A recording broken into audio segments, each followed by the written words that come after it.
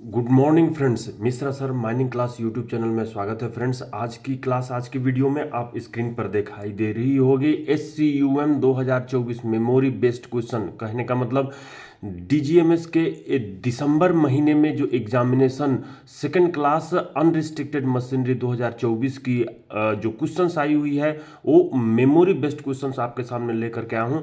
इसके पहले के वीडियो में मैंने 1 से 16 नंबर तक का क्वेश्चन को अपलोड कर चुका था।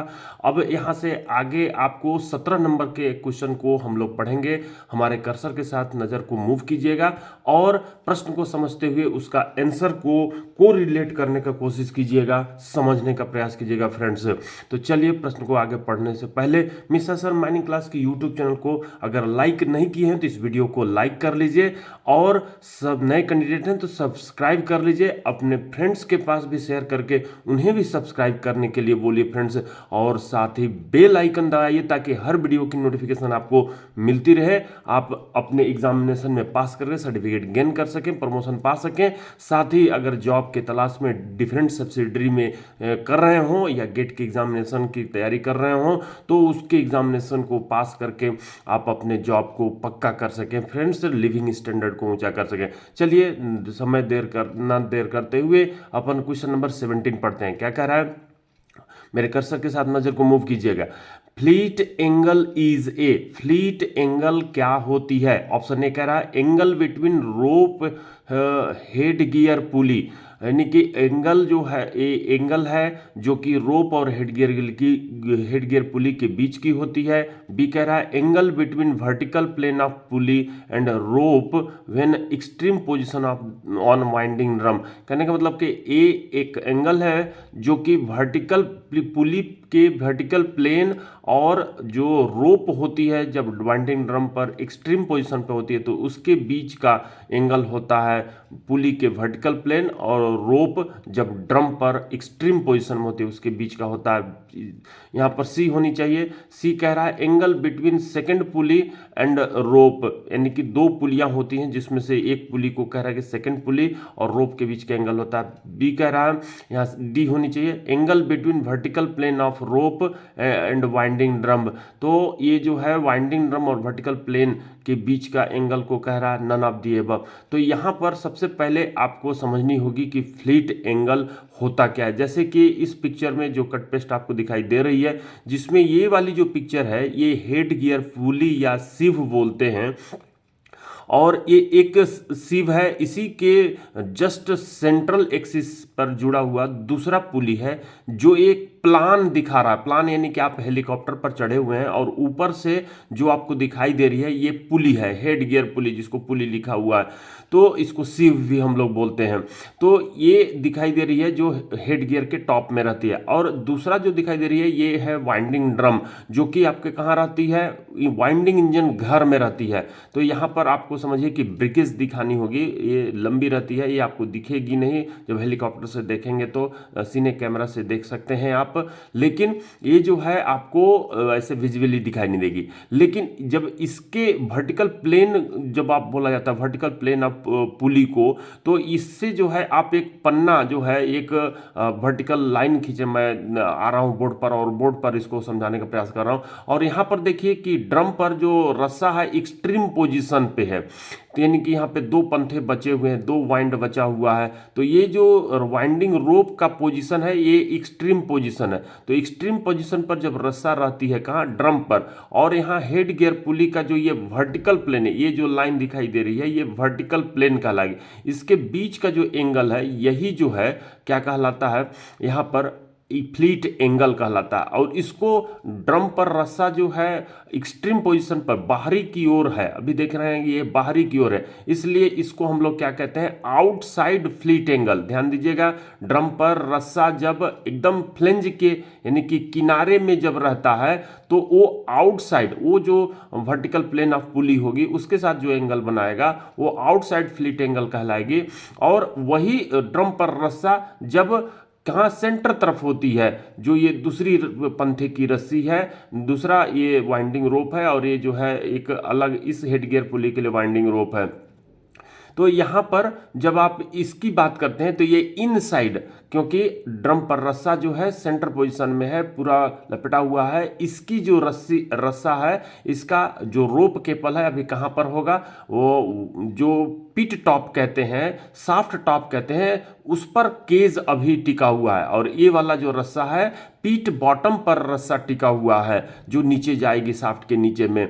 और ये जो रस्सा है जो कि अभी पीट टॉप पर है, तो पीट टॉप पर रहने से अभी इसमें ड्रम में पूरी तरह से रस्से लपेटे हुए हैं, जिसके चलते ये जो आपकी रस्सा है वाइंडिंग रोप है, ये वाइंडिंग रोप और जो पुली का वर्टिकल प्लेन है उसके बीच का जो एंगल है वो इनसाइड फ्लीट एंगल कहलाएगा। तो आप समझ चुके हैं कि आउटसाइड फ्लीट एंगल और इनसाइड फ्लीट एंगल क्या होती है।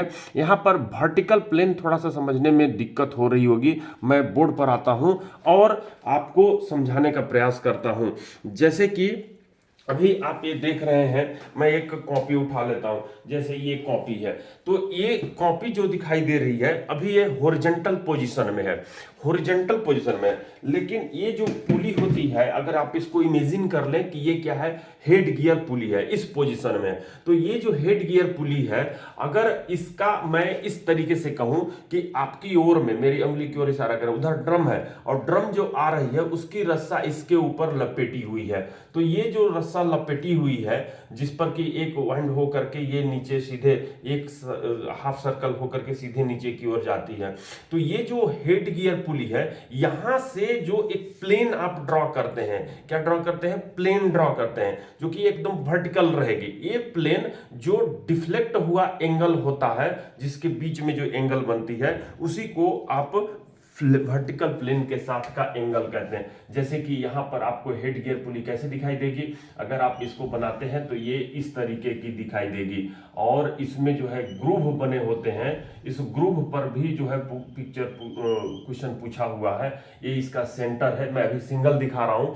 तो ये यहां पर जो प्लेन आपको ये बोर्ड दिखाई दे रहा है, ये जो है आपका वर्टिकल प्लेन होगा। और इस वर्टिकल प्लेन जिसकी प्लान जब आप बनाएंगे, तो प्लान बनाएंगे तो ये क्या है, सेक्शन है, आपका सेक्शन है। और प्लान जब बनाते हैं तो प्लान आपको कैसे दिखाई देगी, जो ये इस तरीके से दिखाई देगी, जिसकी ये मैं बना दे रहा हूं, क्या आपका ये है आपका प्लान। और इस प्लान, ये जो हेड गियर पुली है जिसका सेंटर में इस तरीके से गई रहती है, जिसमें ग्रुप दिखाई देगी आपको, ये जो रस्सा होगी ये इस तरीके से यहां से ये गई हुई होगी, तो ये जो जाती है इसमें, ये क्या हो जाती है, यहां से किनारे में रहेगी। ये अगर ड्रम है, ये क्या है आपका ड्रम है, तो ये ड्रम अगर है, जिसको मैं इधर से इधर कर दूं तो ये फ्लेंजेस बन जाएंगे, फ्लेंजेस बन जाएंगे, तो ये क्या है, वाइंडिंग ड्रम है। तो यहां से जो रस्सा होती है, जब ये यहां पर जाती है, तो ये जो बाहर की ओर लपेटी हुई है, यहां से ये एक फेरा लेगी और फिर जो है ये दूसरी फेरा लेगी, तो इस तरीके से ये दो फेरा लेते हैं, जबकि इसमें जो है आपको नंबर ऑफ टर्न्स रहते हैं, नंबर ऑफ वाइंड रहते हैं, और ये हम लोग इनसाइड एंगल इसको बोलते हैं। ये वाला रस्सा जब दूसरी मैं पुली बनाऊंगा तो उसका जो है इनसाइड एंगल। तो यहाँ पर ये जो वर्टिकल प्लेन बन रही है, ये वर्टिकल प्लेन और ये वाली जो एंगल जो मैक्सिमम स्ट्रेन है, तो ये जो है कहा गया है कितनी डिग्री से अधिक नहीं होगी। इसका एक और क्वेश्चन पूछा हुआ है, तो ये हो गया आपका क्या चीज, हेड गियर पुली, और ये क्या हो गया, वाइंडिंग ड्रम। तो आपने फ्लिट एंगल समझ लिया, और इसके क्वेश्चंस का जो आंसर थी, जिसको मैं फिर से शेयर करता हूं और आता हूं कौन सी ऑप्शन इसकी राइट ऑप्शन होगी।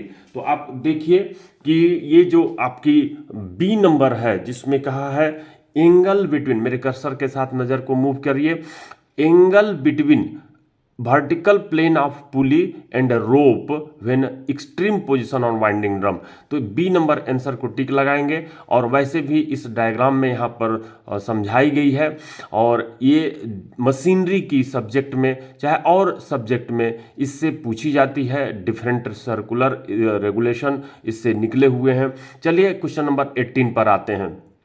क्या कह रहा है, every engine for winding shall be so situated in relation to the head gear that the winding rope shall not in the extreme position subtend in either direction an angle dash dash with the plane of the sieve or pulley used in connection with the rope।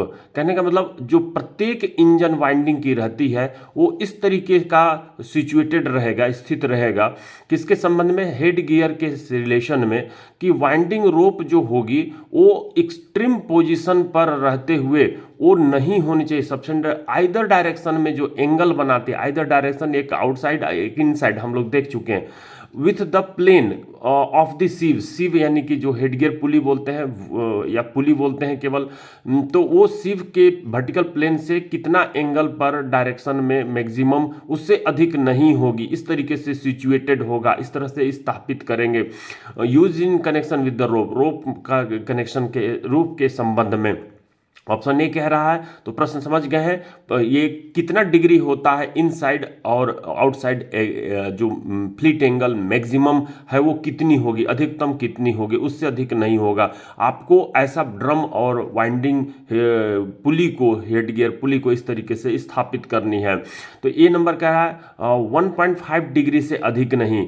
B कह रहा है 0.010261 radian से अधिक नहीं। सी कह रहा है 1.5 bracket में है पाई बटे में है 180 रेडियन से अधिक नहीं। डी कह रहा है 1.5 डिग्री से कम। तो यहाँ पर जो आपको डायरेक्शन एंड एंगल इस फिल इन द ब्लैंक्स में भरनी है। डायरेक्शन इन सेल नॉट, यहाँ पर सेल नॉट लगा हुआ है, तो 1.5 डिग्री से अधिक नहीं। जैसे ही आप पढ़ते हैं आपके दिमाग में रहती है, आप तुरंत टिक लगा देते हैं, लेकिन वो गलत हो जाएगी फ्रेंड्स। क्यों गलत होगी? क्योंकि ई नंबर में आपको ए बी सी भी कहा है, इसको भी चेक करनी है। क्या बी आपको रेडियन में दिया जो है वो क्या ये एंगल सही है? तो रेडियन में, डिग्री से रेडियन में निकालने का आपको आना चाहिए। और ये जो मैं बोर्ड पर आकर बता रहा हूं कि डिग्री से रेडियन में कैसे बदलते हैं। और दूसरी चीज कि यहां सीएमआर 78 का 3 जो construction and installation of winding equipment also see on MSMC M syllabus 99 page, मतलब Mishra sir mining class machinery syllabus का 99 पेज में मैं इसकी डिटेल दे चुका हूं, जो क्लासेस के दौरान इसको चर्चा होती है।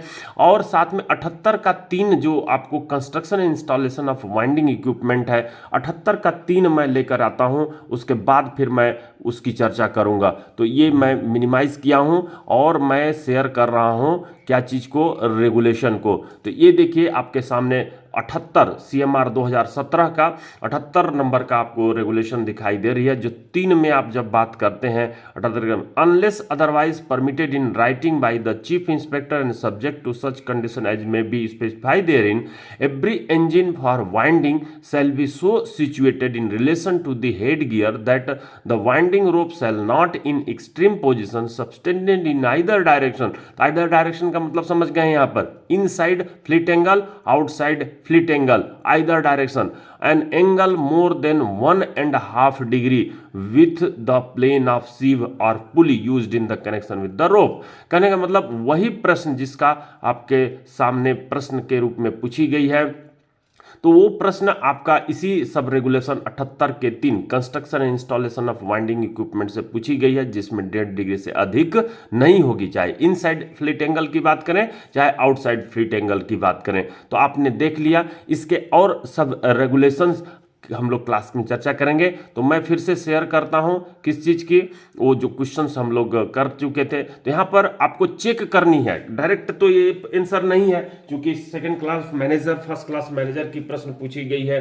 तो 1.5 डिग्री तो रेगुलेशन 78 का 3 में दिया हुआ है, 1.5 डिग्री से अधिक नहीं होनी चाहिए फ्लीट एंगल। लेकिन यहां पर जो आपको समझनी है कि एंगल को रेडियन में, जैसे 6, 7, 8 क्लास में आप ये समझे होंगे कि एंगल को डिग्री में कैसे चेंज करते हैं। तो angle converted in degree, angle को आप रेडियन में कन्वर्ट कर रहे हैं, रेडियन में। तो यहां पर 1.5 जो डिग्री दी हुई है, इसको आपको पाई से मल्टीप्लाई करके 180 से डिवाइड करना है। तो पाई से मल्टीप्लाई करके 180 से डिवाइड कैसे करेंगे?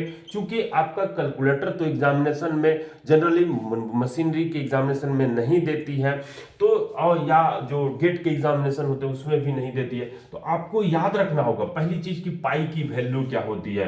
तो 1.5 इंटू पाई की वैल्यू आपको याद रखना होगा क्या होता है, 3.14 होती है, और डिवाइड करना होगा 180 से। अब यहाँ पर आपको जो 15 से इसको गुणा गुणा का जो करनी है, तो 15 चौको 60 होता है, 15 एक कम 15 और 6 21 होता है, 15 तिया 45 और 2 47 होता है। तो ये हो रही है। डेसिमल कितनी लगेगी, तो 5 और 2 ये जो है 3 अंक के पहले लगेगी। अब इसको भाग देनी है आपको 180 से। तो 180 से जब आपको भाग देनी है तो ये तो करना ही पड़ेगा, क्योंकि कैलकुलेटर नहीं दिया जाता। तो वो प्रैक्टिस आपको 6, 7, 8, 9 क्लास का जो तरीका है मैथ का, उसको आपको करनी ही पड़ेगी, तभी आंसर आ सकती है। तो यहाँ 0 बार पहले जाएंगे, तो ये 0 जो है आपको दिख रही है, तो 0 बार जाएगी तो ये जो है 4 उतरेगी, फिर 47 होगी, तो पॉइंट वाला आपने उतारा है तो ये 0 बार ही जा रही है। तो फिर से आप एक उतार रहे हैं तो ये फिर से 0 बार जाएगी, तो ये 471 हो रही है। अब 471 को 180 से जब दिवाते हैं तो बटन सिस्टम से छिपानी पड़ती है। 18 तिया 54 होता है, 18 दूनी 36 होती है, तो दूनी बार जा रही है, और 18 दूनी 36 मतलब 360 होता है।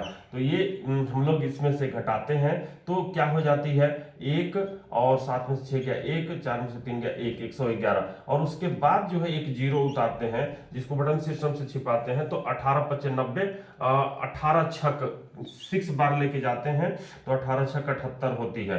तो 78 78 18 छक 78, तो ये 780 ही हो रही है। हम लोग इसको ले जा सकते हैं और अधिक बार, तो इसको हम लोग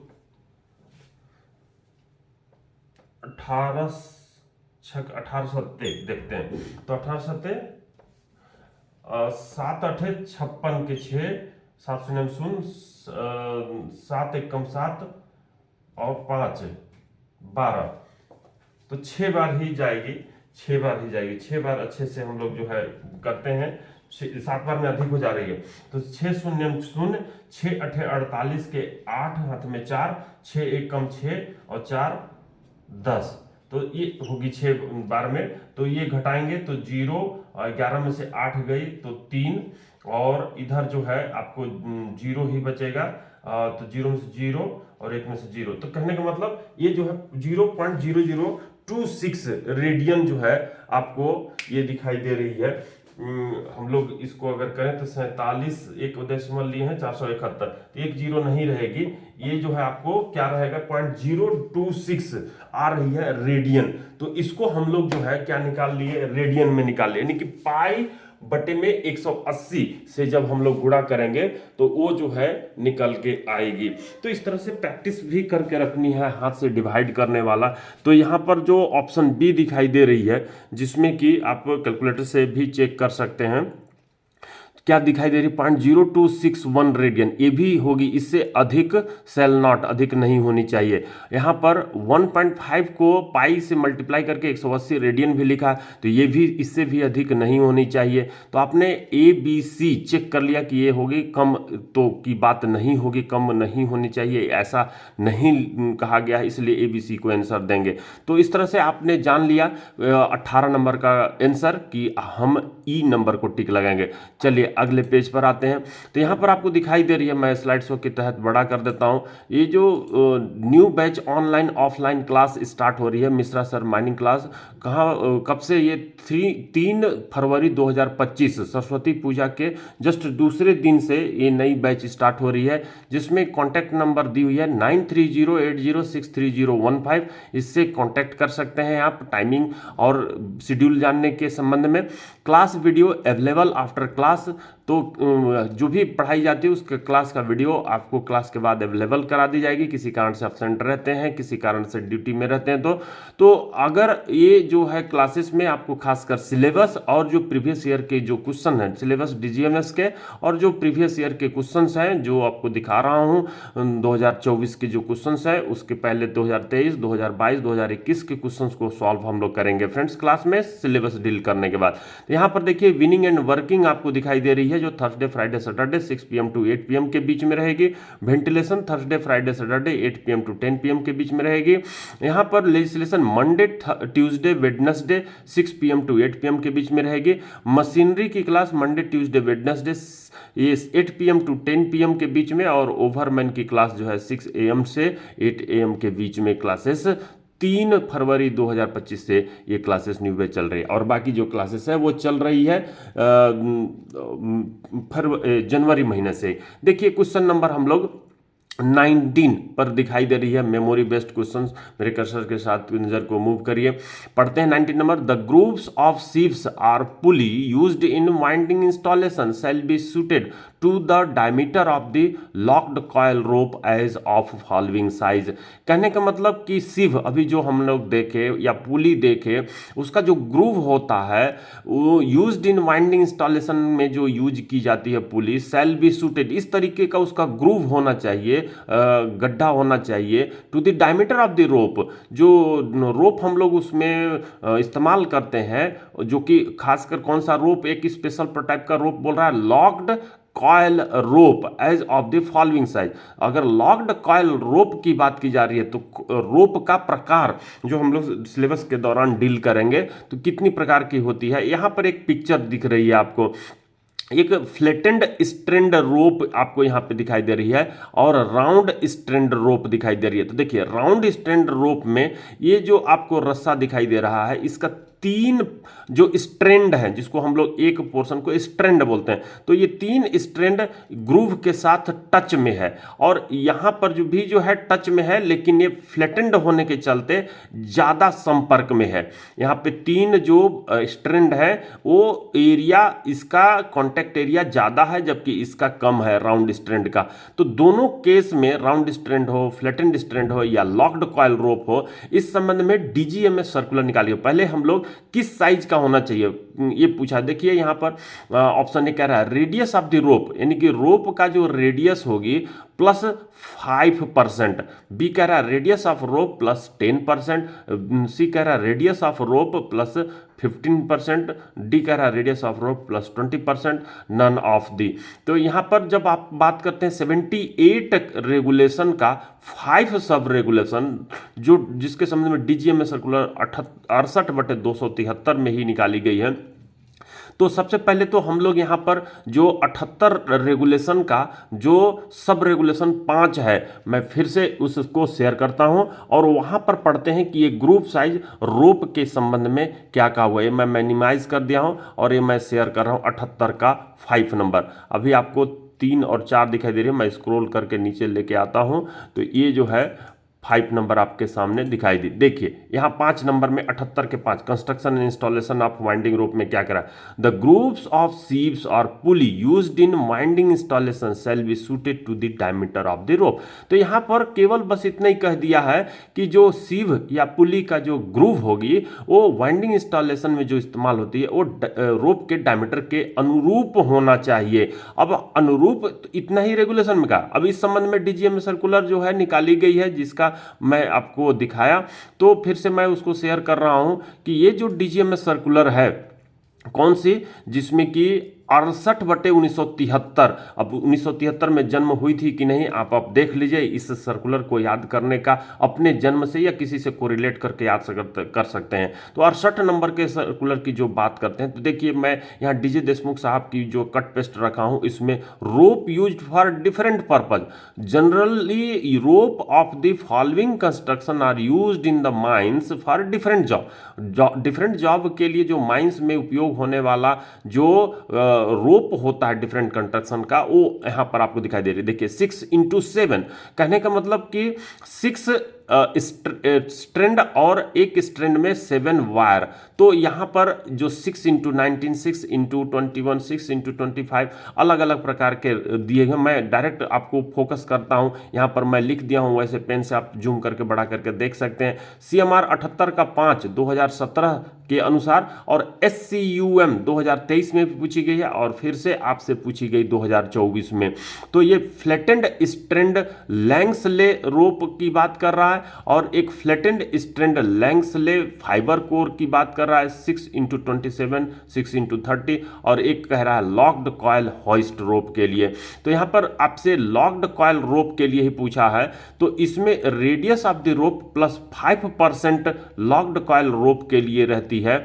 तो और पुली ग्रुप्स डीजीएम सर्कुलर में यहाँ पर मेंशन किया हूँ, और साथ में रेडियस रोप प्लस 10%, ये जो है आपको किसके लिए, फ्लैटेंड स्टैंड रोप के लिए। अब ये जो आपको दिखाई दे रही है जिसमें कि डीजीएम सर्कुलर भी यहाँ पर आपको मैं कट पेस्ट करके लेके आया हूँ, देखिए कौन सा 1973 का 68 नंबर, द ट्रेड और द ग्रुप शुड, मैं थोड़ा स्लाइड शो के तहत इसको बड़ा कर देता हूं ताकि आपको और अच्छे से क्लियर विजिबिलिटी आ जाए।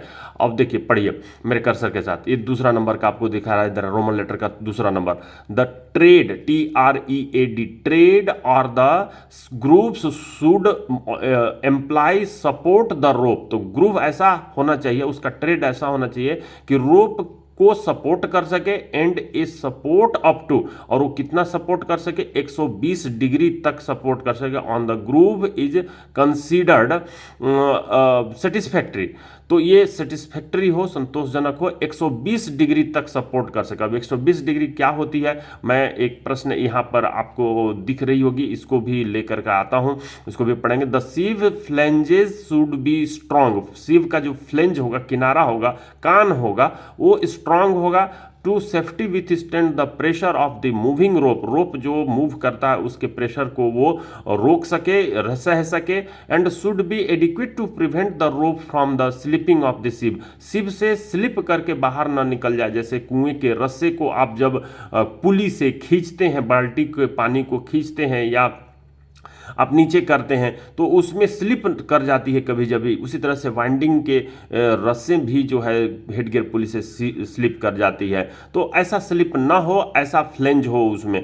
फिर चौथा कहता है the round and flattened strand rope radius of the sheave groove should be equal to the radius of the rope plus 10%, and for locked coil rope the groove radius should be equal to the radius of the rope plus 5%। तो यहाँ locked coil rope के लिए 5% कह रहा है, और जो आपका फ्लैटेंड स्टैंड रोप है उसके लिए रेडियस प्लस 10% कह रहा है। तो यहाँ पर जो आपको कही गई है क्या चीज कि लॉक्ड कॉयल रोप का, तो लॉक्ड कॉयल रोप का आप रेडियस ऑफ रोप प्लस 5% ही टिक लगाएंगे। ये जो आपको दिखाई दे रही है यहाँ पर मैं छोटा करके जो लिखा हूँ, तो ये बी नंबर नहीं होगी। लॉक्ड कॉयल रोप मैं आपको दिखाया क्या चीज़ का, डीजीएमएस सर्कुलर के रेफरेंस को, तो क्या होगी यहाँ पर सी नंबर होगी। तो ये सी नंबर को आप टिक लगाएंगे, सी नंबर सॉरी नहीं, कौन सा, ए नंबर, तो ए नंबर को आप टिक लगाएंगे। चलिए ए नंबर को आप टिक लगा लिए हैं। अब आते हैं ये लॉक्ड कॉयल रोप के लिए, अब आते हैं स्लाइड शो के तहत मैं बड़ा कर देता हूं। अब आते हैं चौथे नंबर के प्रश्न पे। तो ये देखिए 20 नंबर का प्रश्न को, 20 नंबर प्रश्न क्या कह रहा है, in respect of all winding installation at the mine, mine में जो सभी प्रकार के वाइंडिंग इंस्टॉलेशन स्थापित किए जाते हैं उसके संबंध में the tread should employ support the rope and a support up to dash dash on the groove is considered satisfactory. तो यहाँ डीजीएमएस सर्कुलर 1973 का 68 नंबर का रोमन लेटर का 2 नंबर जो आप पढ़े उसमें 120 डिग्री अप टू 120 डिग्री तक होनी चाहिए, सपोर्ट करनी चाहिए।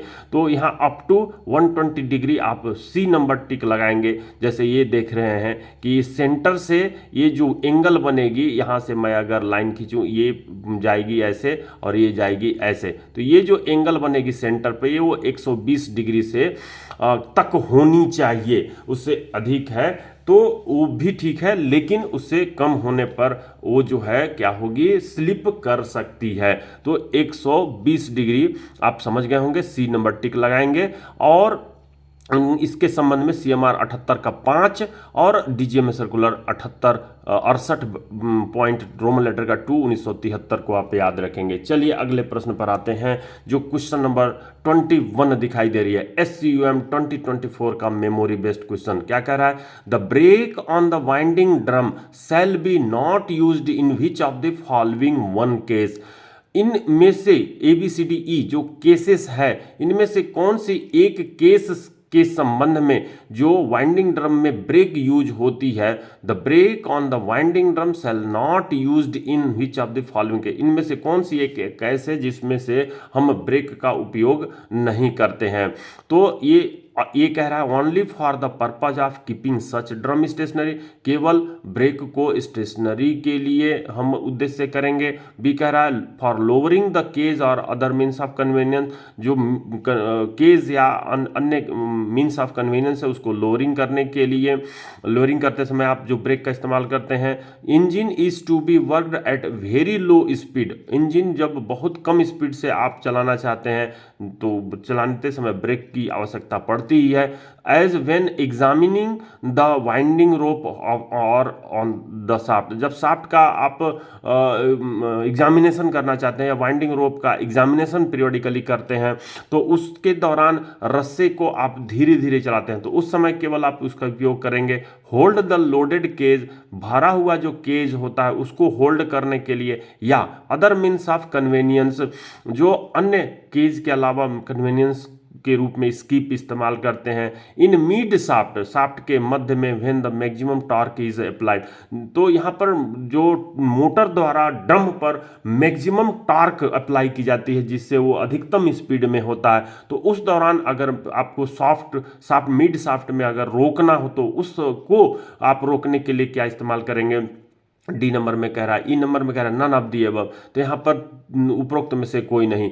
तो इस संबंध में 79 रेगुलेशन का 5 का D fitting of winding engine की जब बात करते हैं, जैसे ये पिक्चर में डीजे देशमुख साहब की आपको दिखाई दे रही है कि ये जो है आपका सेक्शन है, सेक्शन का ये जो है ड्रम दिखाई दे रहा है, ड्रम के ऊपर में जो है ये वुड के क्या प्लैंक्स रहते हैं, मोटे मोटे प्लैंक्स रहते हैं जो सपोर्ट करते हैं, जो रस्सा उसके ऊपर रगड़ करके घूमी हुई रहती है, तो इसी वुड के जिसको टिक बोलते हैं वो पर टिकी हुई रहती है। और इसके बगल में आपको दिखाई दे रही है ये जो फ्लेंज दिखाई दे रहा है या प्लेट दिखाई दे रही है, ये प्लेट ही जो है आपका ब्रेक है जिसको टाई रॉड से दोनों पोर्शन को बांधा हुआ होता है और इसी टाई रॉड में ऊपर और नीचे में एडजस्टर होता है और ये पोस्ट बोला जाता है। ये जो आपको खड़ी लाइन दिखाई दे रही है पोस्ट बोला जाता है और इसको जो ये टाई रॉड है और ये जो ट्रायंगुलर प्लेट दिखाई दे रही है इसको जो अपना ब्रेक इंजन होती है उससे कनेक्ट करने के लिए हम लोग एक और रॉड के साथ एडजस्टर लगाते हैं। तो यहाँ पर भी एडजस्टर दिखाई दे रही है, यहाँ पर भी एडजस्टर दिखाई दे रही है, यहाँ पर भी एडजस्टर दिखाई दे रही है। फिर उसके बाद हम लोग क्लैंप के साथ जो फ्लेंज है उसके साथ जोड़ करके ब्रेक इंजन से जोड़ते हैं जिसमें चीज वेट इसके ऊपर बल लगाने के लिए लोड देने के लिए चीज वेट लगी रहती है। तो इस तरीके से ये जो ब्रेक का अरेंजमेंट है, ये ब्रेक जिसको सस्पेंडेड कैलिपर ब्रेक का नाम दिया गया है, जो इसमें एरो दिखाई दे रही है, ये एरो है, ये एरो है, तो इसका मूवमेंट दिखाई दे रहा है कि ये इस तरीके से ये मूव होती है, एरो के साथ ये मूव होती है, ये इधर मूव होगी, ये इधर मूव होगी और इसके ऊपर ब्रेक अप्लाई होती है, मूवमेंट को दर्शाने का काम किया गया है। तो ये जो ब्रेक है, brake engine for the steam winder is operated by steam but the brake engine for the electric winder is generally operated by the oil pressure और कंप्रेस्ड एयर। तो ये ब्रेक इंजन की बात की जा रही है, ऑपरेट किससे की जाती है, स्टीम इंजन में स्टीम द्वारा और इलेक्ट्रिक इंजन में तेल या कंप्रेस्ड एयर के प्रेशर द्वारा। तो ये तो आपके डीजे देशमुख की, लेकिन यहाँ पर आपको 79 का 5 का D fitting of winding engine, ये तो आपने कंस्ट्रक्शन जाना ब्रेक का, एक प्रकार का ब्रेक जो कैलिपर ब्रेक कहते हैं, लेकिन हम लोग फिटिंग ऑफ वाइंडिंग इंजन जो रेगुलेशन 79 का 5 डी है उसको मैं आपके सामने लेके आ रहा हूँ और 5 का डी को पढ़ते हैं। कौन सा पढ़ना है हम लोग को? 79। तो ये 79 आपके सामने दिखाई दे रही है, तो 5 का ए आपके सामने दिखाई दे रहा है और हम लोग को पढ़ना क्या है? 5 का डी। तो और मैं स्क्रॉल करके नीचे लेके जा रहा हूं, तो ये देखिए 5 का डी आपके सामने आ चुकी है क्या पढ़ रहा है? The brake on the drum shall be used only for the purpose of keeping such drum stationary and not for lowering the cage or other means of convenience except in case where the engine is to be worked at a very low speed as when examining the winding rope or other shaft। तो ये जो है D number कह रहा है कि brake on the drum, drum पर जो ब्रेक रहती है, shall be used only for the purpose of keeping such drum stationary, मतलब ड्रम को केवल स्थिर रखने के लिए ही उपयोग किया जाता है, and not for lowering the cage, cage को लोअरिंग करने के लिए नहीं किया जाता है, या अन्य मीन्स ऑफ कन्वेंस को लोअरिंग करने के लिए नहीं किया जाता, एक्सेप्ट मतलब इसको छोड़कर, किस केस को छोड़कर? जब इंजन ऐसे स्थिति में काम कर रहा हो जब आपको उसको वेरी लो स्पीड में करनी हो। कब करते हैं हम लोग? वाइंडिंग रोप, या जब हम लोग को जांच करनी रहती है या शाफ्ट की जांच करनी रहती है, तब हम लोग उस केस को छोड़कर बाकी हर केस में इस ब्रेक का इस्तेमाल आप ड्रम को होल्ड करने के लिए करते हैं। तो यहां पर आपको पांचवा का ए जो 79 रेगुलेशन है उसमें क्या है? There shall be provided one or more brake on the drum और the drum shaft, drum shaft पर या ड्रम पर जो एक या एक से अधिक ब्रेक इस्तेमाल किए जाते हैं उसमें 1 नंबर कह रहा है, इफ देयर आर 2 केजेस और other means of convenience shall hold such cages और other means of convenience when the maximum torque is applied in the either direction. तो यहीं पर आपसे इसी से प्रश्न उठाई गई है कि ब्रेक जो इस्तेमाल की जाती है ड्रम शाफ्ट या ड्रम पर, वो एक या एक से अधिक होगी, जिसमें से पहला जो कहता है कि एक जो ब्रेक होगी, 2 केज जहां इस्तेमाल की जाती है, वो ऐसे केज को होल्ड करने के लिए जो मैक्सिमम टार्क जिस समय लगती है, अप्लाइड होती है आइदर डायरेक्शन में, तो ऊपर उठ रही हो या नीचे जा रही हो, तो उस समय एक आपको ब्रेक चाहिए उसको एक होल्ड करने के लिए। दूसरा कह रहा है, if there is only 1 cage on और other means of conveyance shall be hold the loaded cage और other means of conveyance in mid shaft when the maximum torque is applied downward, downward जा रहा है और mid shaft में maximum torque को applied किए हैं, अधिकतम स्पीड पर चल रही है, तो उसको लोडेड क्यूज को आपको अगर होल्ड करनी हो तो उसके लिए आप एक ब्रेक का इस्तेमाल करते हैं। फिर कहते हैं बी नंबर में, at least one of the brake shall be so designed that the brake remains at the on position except when operated. तो एक ब्रेक ऐसी होगी, इनमें से जो भी आप ब्रेक इस्तेमाल करते हैं, लगाते हैं, तो उनमें से हर समय एक ब्रेक ऑन पोजिशन में रहेगी, केवल ऑपरेशन के समय को छोड़कर, यानी ऑपरेशन जब आप रेजिंग वाइंडिंग कर रहे हैं तो उस समय उसको आप ऑफ कर देंगे, लेकिन बाकी समय ऑन रहेगी, पकड़ के रखेगी ड्रम को। सी नंबर कह रहा है, वेयर द ब्रेक और ब्रेक्स आर पावर्ड ऑपरेटेड, जब पावर ऑपरेटेड होगी, at least one of them shall be arrange to be applied automatically, तो उनमें से एक जो है ऑटोमेटिकली अप्लाई होने वाली होगी, मतलब अपने आप लगने वाली होगी। At all time if the power supply fail, जैसे पावर फेल होता है तो वो अपने आप लग जाए। पावर ऑपरेटेड ब्रेक में से एक ब्रेक ऐसी होनी चाहिए। तो यहां पर अब जो है जो ब्रेक के संबंध में बताई गई है 79 रेगुलेशन में, उसको हम लोग देख लिए हैं। अब हम लोग आते हैं उसकी आंसर को टिक लगाने के लिए। तो ये जो 21 नंबर की जो प्रश्न पूछी गई है, मैं स्लाइड शो के तहत फिर से बड़ा कर देता हूं, और कह रहा है, the brake on the winding drum shall be not used in which of the following 1 case. तो इनमें से कौन सी केस में हमको बेस ब्रेक का इस्तेमाल नहीं करनी है? तो सभी केसेस में करनी है। आप इसमें से नहीं करने वाली आंसर कौन सा दे रहे हैं? बी को, फॉर लोअरिंग द केज और अदर मीन्स ऑफ कन्वेनियंस। तो जो हम लोग लोअरिंग केज कर रहे हैं या अन्य मीन्स ऑफ कन्वेनियंस कर रहे हैं, तो उसके लिए जो है उसमें नहीं की गई है, ये हमने इसमें देखा। तो इसके आंसर को देखेंगे, आप भी आंसर इसकी जो है बताइएगा कि क्या होगा, ई होगा कि बी होगा या कौन सा होगा। तो अभी मैं इसको आपके लिए छोड़ता हूं, इसको डिसाइड करके बताइएगा। चलिए कमेंट्स बॉक्स में कमेंट्स देंगे। अगली प्रश्न पर आते हैं, क्या कह रहा है 22 नंबर का, above the top most landing, top most landing यानी पिट टॉप पर, या other means of other device for holding the cage और other means of convenience in the event of the overwind shall be provided. मतलब कि top most landing के ऊपर जो पिट top है या other device for holding the cage, cage को hold करने के लिए एक कोई ऐसी चीज है जिसको हम लोग टॉप मोस्ट लैंडिंग पर लगाते हैं। द केज और other means of convenience in the event of overwind, overwind हो जाती है तो उसके लिए वो कौन सी इक्विपमेंट रहती है टॉप मोस्ट लैंडिंग के ऊपर। तो एक रहता है, देखिए क्या कह रहा है ऑप्शन में, डॉग रहता है, गाइड्स रहता है, रनर्स रहता है, रिसीवर और सेल भी स्प्रंग रहता है, ये कह रहा है ऑटोमेटिक कंट्रीवेंस रहती है। तो यहाँ पर 80.9 जो सॉफ्ट फिटिंग कही गई है उसमें इस चीज को बताया गया है कि above the top most landing, जैसे ये आपको केज दिखाई दे रही है, इस केज का पिट टॉप यहाँ पर है अभी और केज ऊपर में रुकी हुई है।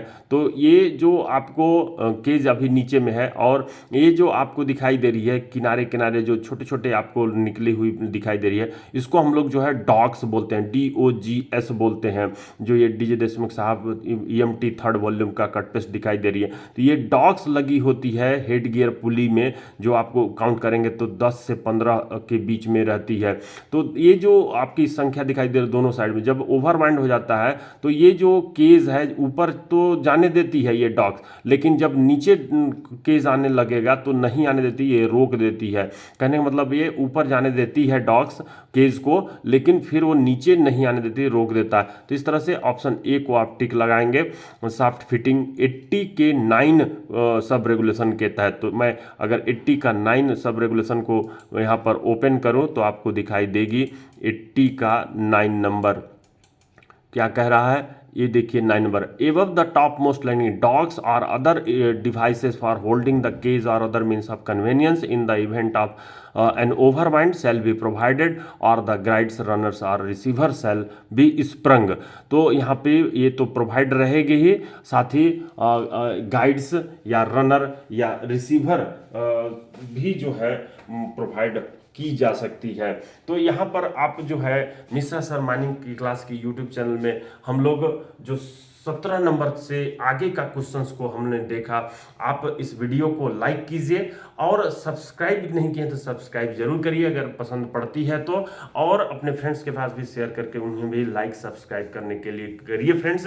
बेल आइकन जरूर दबाइए ताकि हर वीडियो की नोटिफिकेशन आपको मिलती रहे और अब इस वीडियो की सीरीज को देख करके आप एग्जामिनेशन की तैयारी को पक्का कर सकें, एग्जामिनेशन को पास करके दिखा सकें, प्रमोशन पा के दिखा सकें फ्रेंड्स। चलिए अगले वीडियो में फिर से मिलते हैं। Thank you friends.